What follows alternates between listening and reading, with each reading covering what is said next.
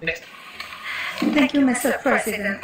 We are very concerned about the following: growing conflicts and the bloodshed in Syria, which had mainly caused the civilians to suffer. According to reports, even the hospitals and schools are not excluded from the attacks.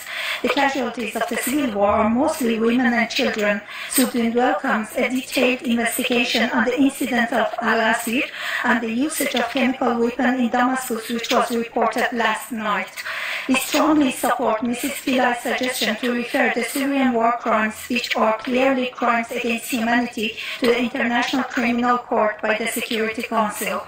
As Mrs. Pillay mentioned, there were powerful statements to struggle against impunity in the Vienna Conference.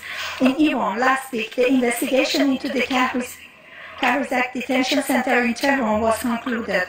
It seems that the judges and those who had ordered the crimes which caused the death, torture, and irreversible damages to the health of detainees after the disputed election of 2009 are going to use all possible advantages of the impunity.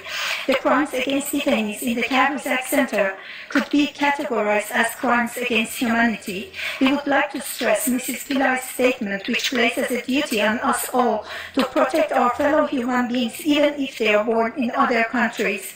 So we would like to draw your attention to many Iranians who have applied for asylum in other countries. The living condition of many of these asylum seekers are so miserable that some have committed suicide. Mr. President, in 3 weeks, Iran will have two other not free and not fair elections: the presidential election and the city council elections. The Guardian Council, a controlled organized by the Supreme Leader of the Islamic Republic of Iran, is the only body to decide who runs for the election. We believe that the Supreme Leader is the main person responsible for the bad governance.